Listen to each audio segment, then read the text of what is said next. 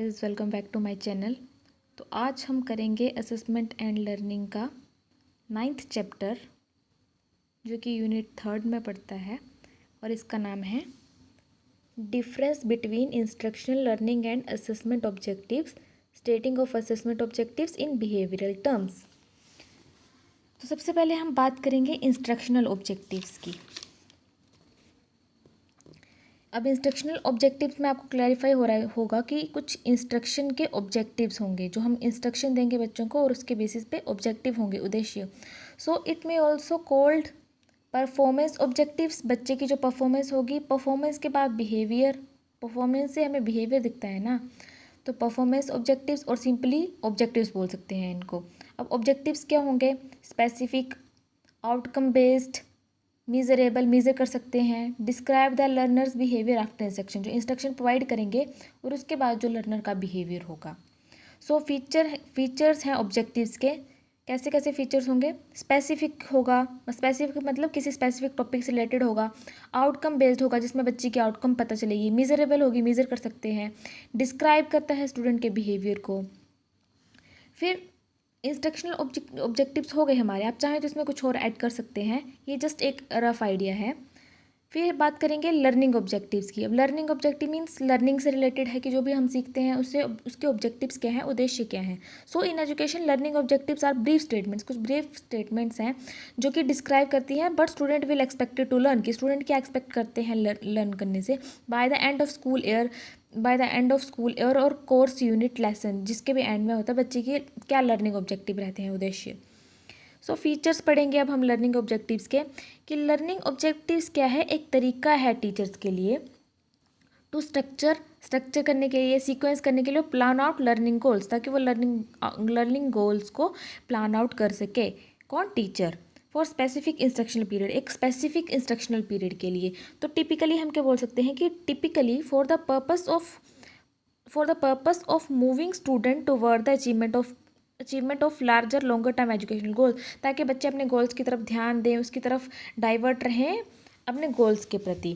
तो ये फीचर का फर्स्ट पॉइंट था।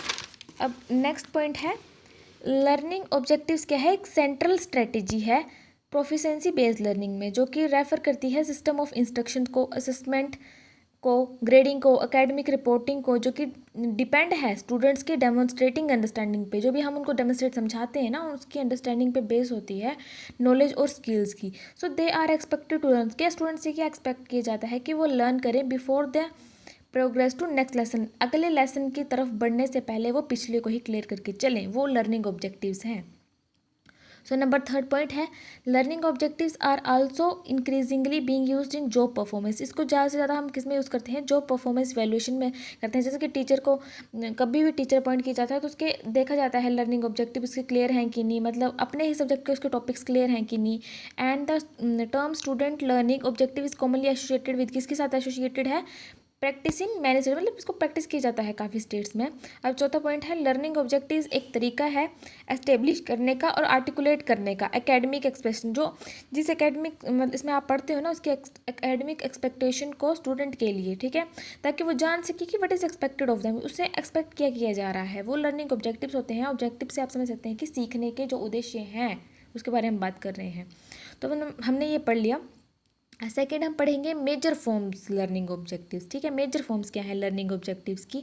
तो कुछ फ्यू मेजर फॉर्म्स दिए हैं, जैसे कि स्कूल ईयर और ग्रेड लेवल ऑब्जेक्टिव्स, कोर्स और प्रोग्राम ऑब्जेक्टिव्स, फिर यूनिट और प्रोजेक्ट ऑब्जेक्टिव्स, लेसन और class period objectives, descriptive statements, I can statements. अब एक एक करके इसको डिफाइन करेंगे।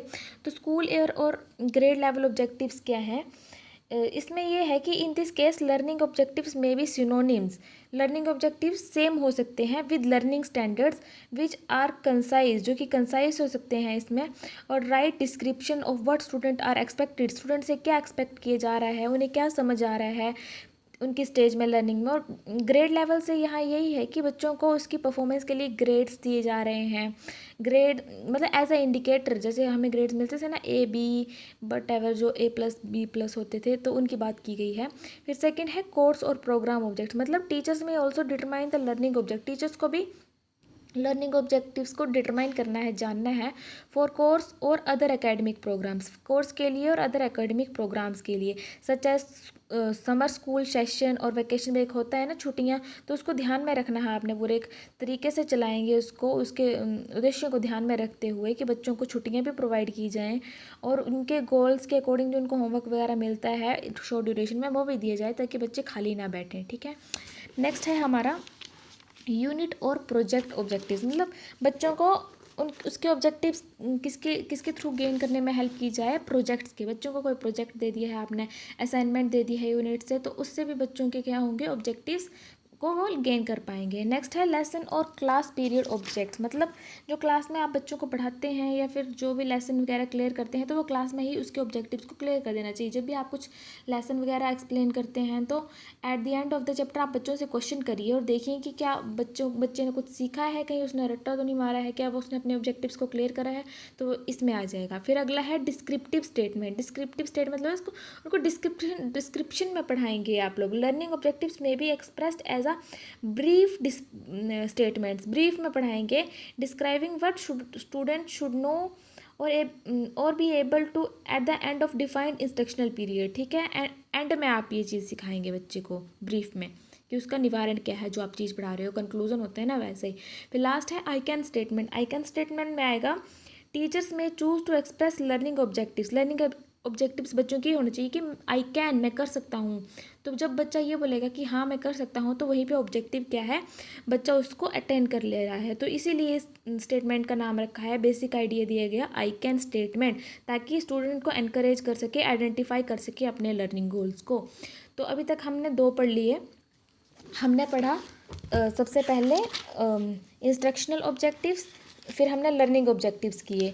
अब अगला है असेसमेंट ऑब्जेक्टिव्स, तो उसकी वीडियो आएगी पार्ट 2 में, तो उसको देखने के लिए आप अब मेरे चैनल में जा सकते हैं, वीडियो थोड़ी देर में प्रोवाइड हो जाएगी। Thank you for coming.